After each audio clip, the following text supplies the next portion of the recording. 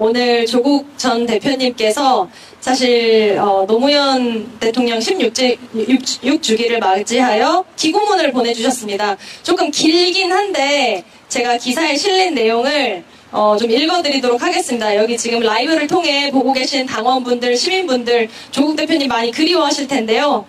제가 기고문에 쓰신 자필 편지를 한번 읽어드리도록 하겠습니다. 5월 23일은 고 노무현 대통령의 16주기다. 갇힌 몸이라 봉하마을을 가지 못하고 독거실에서나마 묵념의 예를 올린다. 지금 여야 정치권 모두, 진보 보수 언론 모두 노무현의 정신을 높이 사고 그의 비전과 정책을 칭찬한다. 그러나 노무현 대통령 재임 기간 그리고 퇴임 후는 전혀 그렇지 않았음을 똑똑히 기억한다. 특히 그는 물론 부인과 자식, 동지와 후원자를 표적으로 삼아 진행된 전방위적 검찰 수사와 검찰이 흘려준 일방적 정보를 받아 사냥에 동참했던 언론 보도가 비극에 가장 큰 책임이 있는 집단임을 잊지 않는다. 노무현 대통령은 제도적 검찰개혁을 추진한 최초의 대통령이었다. 검찰 수사의 독립성을 인정하면서도 과도하게 검찰에 집중된 수사 권한을 분산시키려 시도했다. 검찰과 경찰, 그리고 외부 전문가가 참여하는 위원회를 만들어 장기간의 논의를 전개했으나 검찰의 절대 반대로 아무 성과가 없었다. 필자는 교수로서 위원회에 참여했다.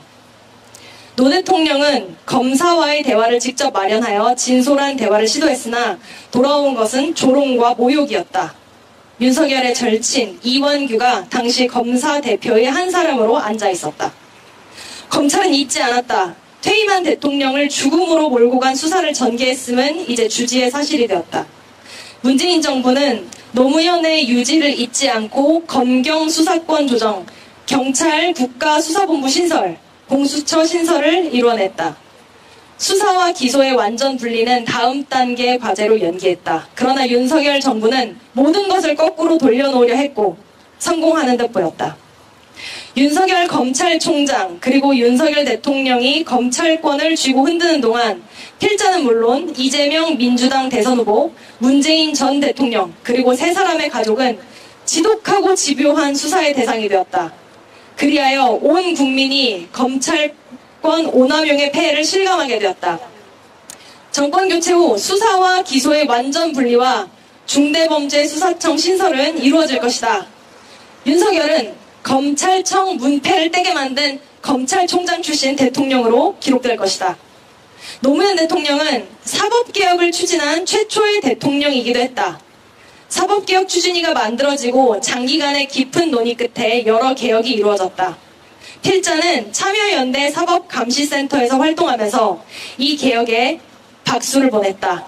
그러나 제왕적 대법원장 체제를 바꾸지는 못했다. 이명박 박근혜 정부 동안 이 체제는 고착되었다. 양승태 대법원과 박근혜 청와대 유착은 사법농단 사태로 터져나왔지만 문재인 정부와 김명수 대법원은 사법개혁을 중심과제로 추진하지 못했다. 일반 국민들도 사법개혁에는 그리 큰 관심이 없었다. 그런데 희한하게도 조희대 대법원장이 주도한 유례없는 대선 개입으로 사법개혁은 국민적 관심사가 되었다. 최유력 대선 후보를 제거하겠다는 대법원의 의도가 드러나면서 많은 국민들이 분노했다. 그러면서 오래전부터 전문가들이 논의하고 제안해온 사법개혁에 대한 국민적 관심이 폭발했다.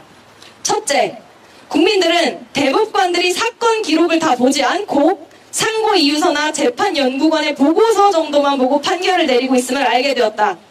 충실한 재판을 받을 헌법적 권리가 제대로 보장되고 있지 않음을 깨닫게 된 것이다. 사실 14명의 대법관이 연간 약 4만 건의 사건을 어떻게 꼼꼼히 들여다볼 수 있겠는가? 거액의 수임료를 받는 전직 대법관이 변호인으로 이름을 올린 사건만 제대로 보겠지만 말이다. 우리와 법체계가 비슷한 독일의 경우 대법관이 300명 정도이다. 그리고 대법원이 민형사, 노동, 사회, 행정, 재정 5분야로 나누어져 있다. 반면 우리 대법원에는 3개의 소부가 있고 각 소부에는 4명의 대법관이 있다. 전문 분야별로 구분되어 있지 않으며 각 소부가 모든 사건을 다 다룬다. 현재 대법관 증언을 위한 여러 법안이 제출되어 있는데 단지 숫자 증가만 아니라 전문 분야별 증언과 소부 증설이 필요하다. 그리고 사법 엘리트 외 다양한 시각과 경험을 가진 법률관이 대법관으로 충원되어야 한다. 둘째, 국민들은 대법원의 판결에 대해서는 헌법재판소에 가서 위헌을 다툴 수 없음을 알게 되었다. 지금까지 대법원은 자신이 내린 판결을 헌법재판소가 다시 들여다본다는 것에 대하여 강력히 반대해왔다. 전지전능한 대법관들이 내린 판결이 우리의 헌법상 기본권을 침해할 리는 없다는 말인가?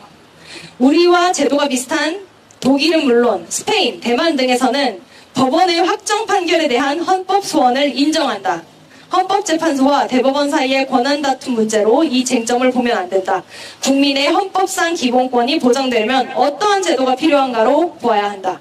셋째, 1심, 2심 재판에서 시민 참여가 보장되어야 한다. 노무현 정부의 사법개혁 성과로 국민 참여 재판이 도입되었지만 1심 형사재판의 1% 이하만 이런 재판으로 이루어지고 있다. 그 결과 사실 판단과 유무죄 판단에 있어서 일반 국민의 인식과 경험은 배제되고 있다. 무죄 추정의 원칙, 의심스러울 때는 피고인의 이익으로 등 원칙이 적용되는 것은 오히려 예외적이다. 독일의 경우 사실을 판단하는 사실심에서 반드시 참심원이라고 불리는 시민법관이 전문법관과 함께 법대에 앉아 재판을 한다. 영미권 국가의 배심 재판에서는 이 문제는 오로지 배심원이 판단한다. 재판은 국민의 생명, 자유, 재산 등에 대해 중대한 영향을 미침에도 다른 OECD 국가에서 이루어지고 있는 민주적 통제는 전무하다. 조희대 대법원의 정치 개입에 분노하는 데서 한 걸음 더 나아가 대법원에 사건이 올라가기 전 1심, 2심 재판에서 시민이 참여할 수 있는 개혁을 추진해야 한다. 6월 3일 대선으로 정권 교체가 되어 들어설 제4기 민주정부는 새로운 대한민국을 열어야 한다. 이때 검찰개혁과 사법개혁을 놓쳐서는 안 된다. 이상의 개혁은 모두 개헌 없이 법률 제정으로 가능하다. 정권 교체가 되면 검찰과 법원은 모든 인맥을 동원하여 이 개혁을 막을 것이다. 현란한 논리와 달콤한 제안이 있을 것이다. 그러나 여기에 넘어가면 검찰과 법원은 반드시 뒤통수를 칠 것이다. 힘이 있을 정권 초기 단호하게 개혁을 추진해야 한다. 그것이 노무현의 유지를 구현하는 길이다. 이상 조국 대표님의 자필 기고문이었습니다. 감사합니다. 네.